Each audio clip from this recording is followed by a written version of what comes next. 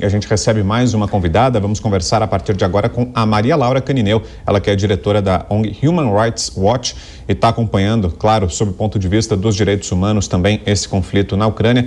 Maria Laura, seja bem-vinda, boa tarde. Boa tarde, muito prazer estar aqui com vocês e tentando contribuir, né, para as discussões desse período dramático.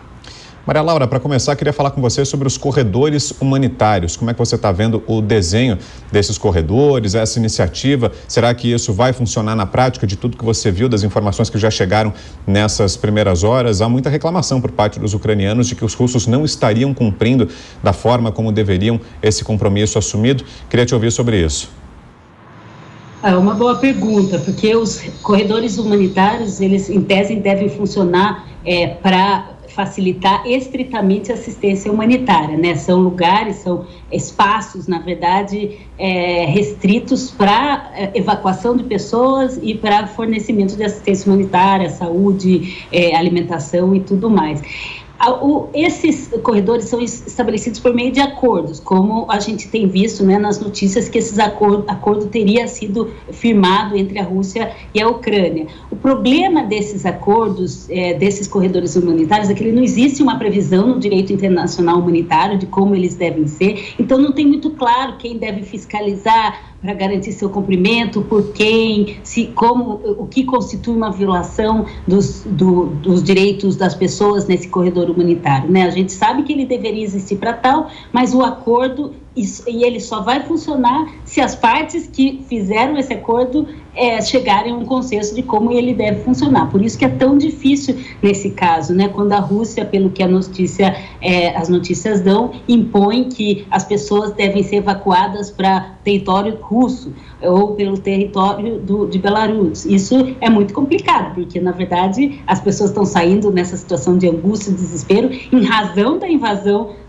da Rússia, né? Então é muito complicado, mas eu acho que tem que ter em consideração, quando a gente pensa em corredor humanitário, nesse acordo para evacuação, mesmo existindo esse acordo, ele não dispensa que as partes cumpram o direito internacional humanitário. O que é o direito internacional humanitário? Uma série de normas de como as partes têm que atuar num conflito. O coração do direito internacional humanitário ou das convenções de Genebra é, de fato, a proteção das pessoas. As partes devem fazer todos os esforços possíveis para separar combatente de população civil.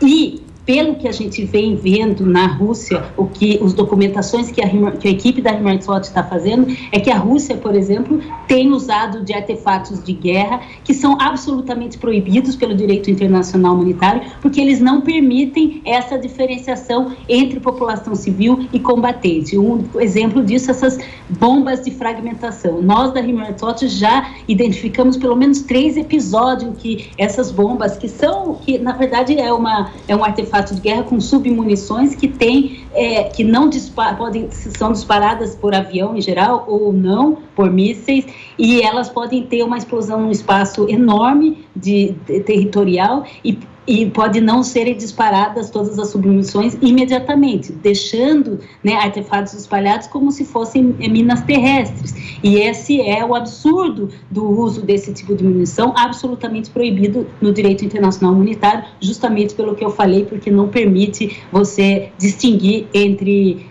de caráter indiscriminado, né? Esse é o problema, e a gente já vem verificando a violação do direito internacional pelas forças russas nesse aspecto. Maria Laura, Adalberto Piotr, por gentileza, você acha que nós estamos caminhando para uma nova legislação internacional do ponto de vista de que a ONU não tem sido mais capaz de ter sido um órgão capaz de evitar conflitos? Porque se a gente olhar para a criação das Nações Unidas, ela veio justamente porque a Liga das Nações não conseguiu evitar a Segunda Guerra Mundial.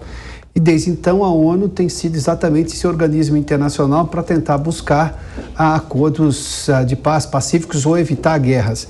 A gente está vendo vários conflitos no mundo e a ONU tem se resumido, e isso não é pouco, mas enfim, imagino que para a pretensão da ONU seja muito menos do que ela poderia entregar, a serviço humanitário, a conclamar a paz. Enfim, a gente não tem visto dentro, seja pela formação do Conselho de Segurança da ONU, que cada um dos 5 países tem poder de veto, que do ponto de vista estratégico basta um discordar e os votos dos outros 4 pouco importam, ou mesmo as declarações da Assembleia Geral, que também obviamente tem valor simbólico, mas não necessariamente vai atingir qualquer um desses 5 membros do Conselho de Segurança das Nações Unidas.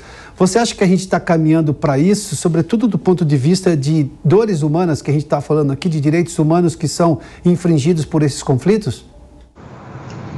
Olha, eu não tenho condição de dizer se a gente está caminhando para um novo direito internacional humanitário. De fato, existem normas, de fato, elas são aplicáveis, de fato, essa semana já aconteceu uma movimentação da comunidade internacional muito importante, que foi o início da investigação dos crimes de guerra que têm sido cometidos no conflito da Ucrânia. Isso não é simplesmente simbólico, ele realmente são passos muito necessários pela comunidade internacional para dar uma sinalização para aquelas pessoas que estão vivendo essa guerra de que essas violações graves não serão dadas impunemente, né? Isso é muito importante, a mensagem é bastante importante, não é de todo ineficaz. A gente precisa lembrar que a ONU é composta por todos os vários países do mundo, tem algumas iniciativas que já deram algum resultado, por exemplo, no conflito da Síria, em alguns espaços, né, a estabelecimento de uma comissão de inquérito para investigar os crimes acontecidos lá, inclusive pelas tropas russas, que vão desde massacre, tortura, a utilização de bombas explosivas como estão sendo utilizadas na Ucrânia. Existem várias iniciativas da ONU, do Conselho de Direitos Humanos da ONU, que têm sido eficazes, sim, para trazer, né, uma responsabilização, ou a ideia de uma responsabilização e combater o acerramento do conflito, né? A gente vê que dentro da própria ONU as últimas resoluções têm contado com a maior parte, né, das nações do mundo, das nações democráticas, inclusive do mundo, deixando a Rússia isolada e ao lado de países que são contumazes violadores de direitos humanos, como Venezuela, por exemplo. Então, esse não é só um peso simbólico, de fato. Essa última semana também foi, com a ajuda, inclusive, do voto do Brasil, foi instaurada a necessidade de uma comissão de inquérito que vai avaliar as evidências que a gente vê todo dia na internet, na televisão, né? As evidências de crimes que estão sendo cometidos estão lá. E é importante que a comunidade internacional e a própria ONU tenha dado o passo de criar uma comissão para fazer valer a manutenção dessas provas, coletar essas provas, investigar e ter possibilidade de realmente ser combater o acirramento do conflito, né? No caso das violações cometidas pela Rússia na Síria, a gente não pode usar do Tribunal Penal Internacional, por exemplo, porque nenhuma das partes são partes da convenção que cria o Tribunal Penal Internacional. No caso da Ucrânia, embora a Rússia não seja parte, a Ucrânia fez uma declaração aceitando cooperar com o Tribunal Penal Internacional, de forma que pode haver jurisdição desse importante mecanismo dentro do desenvolvimento do conflito.